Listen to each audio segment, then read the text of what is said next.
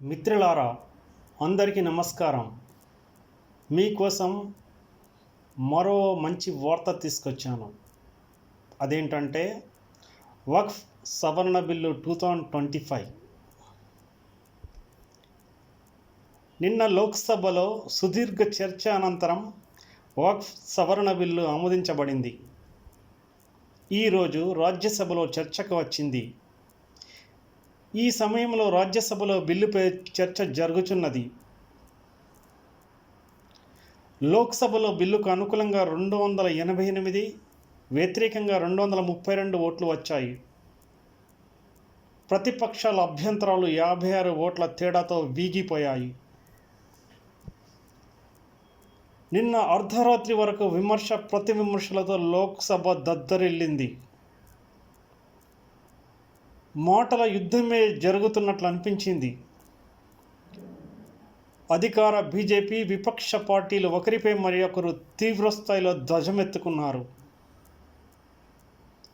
అటు కేంద్ర హోంశాఖ మంత్రి అమిత్ షా, ఇటు మైనార్టీ వ్యవహారాల శాఖ మంత్రి కిరణ్ రిజిజు ప్రతిపక్ష పార్టీల విమర్శలను గట్టిగా తిప్పికొట్టారు. ఈ బిల్లుపై 14 గంటల పాటు సుదీర్ఘ చర్చ జరిగింది. టీడీపీ, జేడీయూ, శివసేన, షిండే, లోక్ జనశక్తి, అధికార పార్టీ అయిన బీజేపీకి మద్దతుగా నిలిచాయి. చర్చలో హోంమంత్రి మాట్లాడుతూ వక్ఫ్ ఆస్తులు, వాటి వల్ల వచ్చే ఆదాయము కొందరు ముస్లిం పెద్దలు అక్రమంగా అనుభవించడానికి కాదని,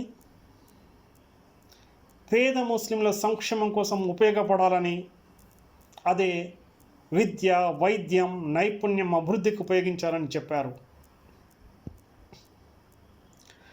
వక్ఫ్ బోర్డు 1995లో ప్రవేశపెట్టారు.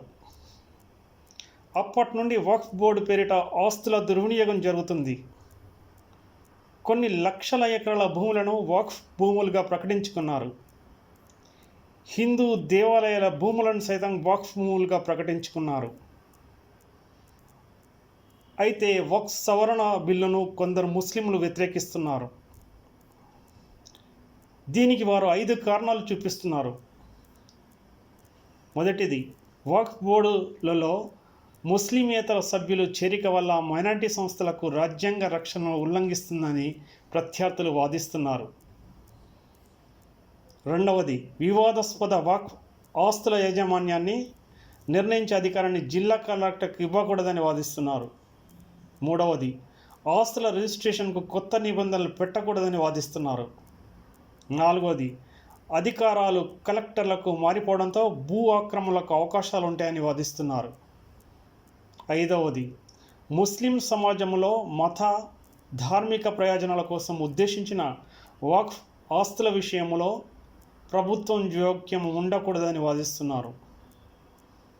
ఈ బిల్లు ముస్లిం వ్యతిరేక బిల్లు కాదని, పేద ముస్లింల సంక్షేమం కోసం ఉపయోగపడడానికి, భూ అవినీతి నిర్మూలించడానికి, భూ రిజిస్ట్రేషన్లో పారదర్శకత తేవడానికి అవసరమని నేనైతే అనుకుంటున్నాను.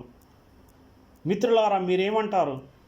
మీ అభిప్రాయాన్ని కమెంట్ చేసి నాతో షేర్ చేసుకుంటారనుకుంటున్నాను. జై హింద్.